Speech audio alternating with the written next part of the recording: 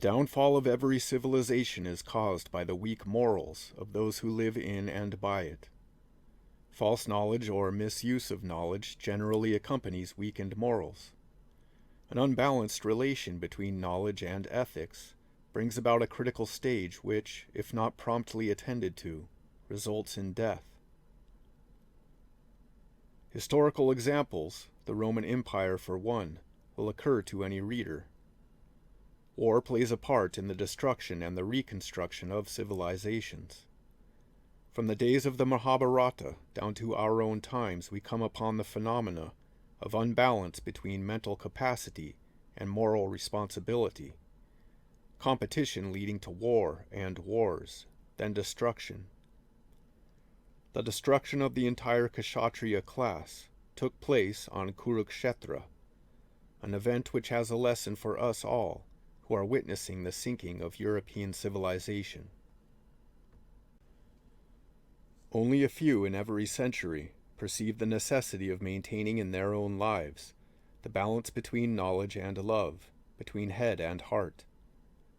The great majority show an unbalance. Feelings alone without light of wisdom predominate in one portion of the majority, while on the other head learning without soul wisdom, without compassion and philanthropy and sacrifice works havoc. Religious feeling without knowledge is a curse which develops fanaticism, hatred, and war. Knowledge devoid of a spiritual basis soon develops into false knowledge, which begets arrogance, enmity, and war. Only a few, a small minority in any century, are esotericists, not inquirers nominally interested in the occult, but real students learning to practice and to promulgate the grand doctrines of the science of life. Their task is to produce that balance between knowledge and ethics in their own constitution, without which there can be neither the gaining of enlightenment nor the practice of altruism for the good of all. For these few, HPB produced the book called The Voice of the Silence, dedicating it to them. In the preface to that priceless little volume, she writes that she offers 3 fragments, and that more could not be given to a world too selfish and too much attached to objects of sense to be in any way prepared to receive such exalted ethics in the right spirit. Those only who are serious and sincere about molding their own minds will make use of the book. As HPB writes, unless a man perseveres seriously in the pursuit of self-knowledge, he will never lend a willing ear to advice of this nature.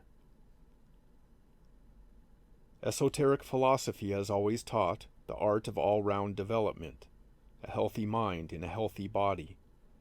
But also it has always taught that the course of unfoldment is from within, without, and that therefore mind and not body should be the starting point. And that motive and not method should receive primary consideration. Not that body and method were neglected, but ever and always mind and motive were made the starting point. This is the burden of the Gita, of the doctrines of the Buddha, of the teachings of Jesus. Those who have made friends with the Voice of the Silence have noted that it too gives primary importance to the training of the mind, with the right motive. In these 4 articles we shall consider the place of the motive and the activity of the mind as taught in the 3 fragments, each of which should be considered as an independent unit. While there is, of course, an intimate interdependence between them, we should not consider the 3rd fragment to be in line of succession to the 2nd, nor the latter as a continuation of the teaching of the 1st. Each emphasizes a particular aspect of the truth, of the way, and the path. Each has its own message. One is not superior to the other any more than blue as a primary color is superior to yellow or inferior to red. Like all occult treatises, the Voice of the Silence is written in a cipher and yields more than one meaning. for there are more than one key to be used in deciphering a profound cipher. The neophyte at his stage, the adept at his, used the teachings for growth as for service, for growth through service. HPB has made a judicious selection for the few real mystics of the era to which she came, who recognized her and its worth. For students of the modern generation, the book has the same message and offers the same benefits. For them, too, the formulation of the motive and the training of the mind form the first step. A phrase of HPB's might well be used as a touchstone to determine the nature of our motive for essaying the task of gaining self-knowledge and attempting self-improvement. In the Key to Theosophy, commenting upon ascetic practices, HPB speaks of what a man thinks and feels, what desires he encourages in his mind and allows to take root and grow. What we think greatly depends on what we feel, and we can determine the character of our feelings by noticing the desires which arise from roots so firmly embedded in the soil of the personality. What desires he encourages in his mind, what desires he allows to take root, what desires he allows to grow, this will reveal the motive he harbors. Very often our motives are hidden from us, and on the score of motive, many fail before they begin. The Master K.H. once wrote, "The first and chief consideration in determining us to accept or reject your offer lies in the inner motive which propels you to seek our instructions, and in a certain sense, our guidance." We have to learn to distinguish between inner or real and outer or superficial motive.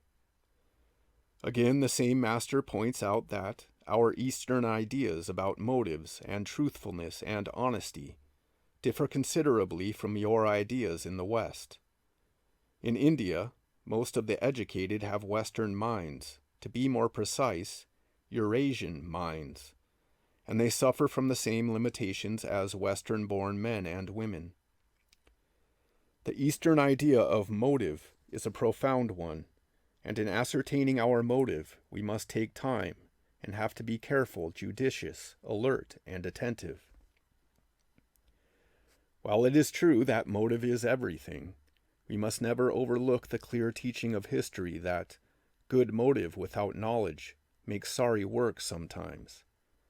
Mr. Crosby continues, "All down the ages there is a record of good motive, but power and zeal misused for want of knowledge. Theosophy is the path of knowledge. It was given out in order, among other things, that good motive and wisdom might go hand in hand." On the plane of motive, the student's attention is drawn from the beginning to the ideals of the higher life. Not entanglement in the world of matter through ambition and the like, but a withdrawal and a consequent complete emancipation from the universe of illusion, Maya and its play, Lila. The student has to choose between sense life and soul life, and when he is sufficiently confirmed in his higher desire to live as a soul, subduing the senses, he is presented with another, the grandest ideal humanity has ever known, renunciation. Soul culture leads the practitioner to the idea of liberation, a state so much desired by the afflicted, by hearts laden with sorrow, by heads full of confusion. Having seen the cause of disease, having drunk the potion of cure, who would want to continue hospital life? Having perceived the degradation of a prostitute's life, who would want to live in a house of prostitution? Having recognized the world as a vast lunatic asylum, who would want to dwell therein and not run away from it? Even a little knowledge of theosophy shows to the thoughtful and earnest student that this world is like unto a hospital, full of the ailing and the scrofulous, that men and women in their millions prostitute their minds and their hearts, that the world is full of moonstruck neurotics who rush about hither and thither, fancying themselves sane and sound. The theosophical student registers that to be of this world is to seek disease, to prostitute powers, to become mad. Let me have none of these, he says. Thus, for more than one life, the student fixes his mind on liberation, and his motive in leading the higher life is to free himself from the world, the flesh, and the devil. The voice of the silence recognizes the place of the path of liberation, the conquest of nirvana. For many generations, the ideal of liberation has inspired generations of mystics, and here in India, especially the desire for moksha and to reach nirvana has become the supreme, nay, the only goal of spiritual striving. The great Buddha taught the path of renunciation and exemplified the teaching in his own life. Says HPB, esoteric teachings claim that he renounced nirvana and gave up the Dharmakaya vesture to remain a Buddha of compassion, within the reach of the miseries of this world. With the passing away of his pure teachings from the land of his birth, the concept of moksha prevailed in India as the sole ideal, submerging that of renunciation. Nowhere is the teaching of the path of renunciation so clearly formulated. Nowhere are its functions and objectives so profoundly contrasted with those of the other path, as in the voice of the silence. One of the missions of HPB's incarnation was not only to point to this forgotten truth, but further to arouse in as many hearts as possible the aspiration to tread the path of renunciation. Therefore, among the only 3 fragments she gave to the public world is that of the 2 paths, and among the few must arise those who will undertake the culture of the heart, necessary for the treading of that path. The attractions inherent in the ideal of renunciation are so powerful and potent, as well as patent, that most among the few hastily say to themselves, I will tread the path of renunciation. They overlook that special preparation is needed for that task, and that between the great service of the renouncers and the desire, however ardent, of the aspirant to love and to help his fellows, there is a difference not only of degree, but of kind, of quality. To acquire the wisdom necessary for that path takes time and special effort, and this is possible through chelaship, not as it is understood in the religious and mystical world, but as it is understood in occultism and esoteric philosophy. A special kind of training and development is necessary to walk the way of renunciation. It is the renouncing not only of the world of matter, but also of the world of spirit. Not of life in form only, but also of life eternal. It is freedom from the bondage of passion, which every emancipated soul enjoys, but further, it is acceptance of the bondage of compassion, which the mukta does not accept. The training of the probationer includes the unfoldment of the right motive, which the ideal of the path of renunciation presents. Chelaship implies the treading of that path, and the displacement of other motives, including that of liberation, by the one motive, the real inner motive, of which all outer motives should be but expressions and emanations. The choice comes at the end, but that choice is the culmination of innumerable choices made by the soul, from the stage of the probationer to that of the adept. If we encourage in our mind the desire to renounce, if we nourish it that it may take root and grow, we will be getting the necessary training for acquiring the right motive. That training is not in mere resolve and verbal repetition of the famous pledge of Kuan Yin, but a remembrance of it during the performance of daily duties. The great renouncer does not rush to help here, there, and everywhere, but ever protects and watches over humanity within karmic limits. This implies knowledge, especially of the law of cycles, and the ultimate divisions of time. That is why HPB says that it is easy to become a theosophist, but it is quite another matter to put oneself upon the path, which leads to the knowledge of what is good to do, as to the right discrimination of good from evil. The cultivation of right motive takes more than one life.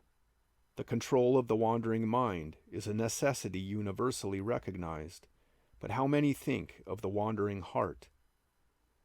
When the heart has been steadied, concentration of mind becomes easy, for an objective has been found. The mind gathers itself together and makes the objective its center. But without a goal or an objective, the mind can never gain one-pointedness. Many and varied are men's objectives in life, and the student of theosophy is no exception to the rule.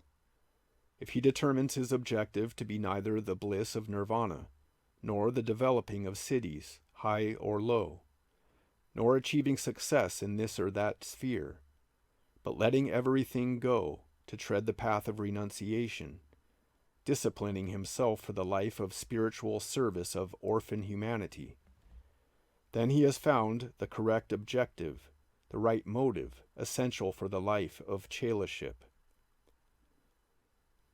Once an aspirant resolves to follow the right motive, it, wherever he remembers it or not, will affect his life and force him to work for humanity in one way or another. Directly, he attempts to gain spiritual benefit selfishly instead of trying to help his brothers. He will feel the inner call to work, which cannot be evaded.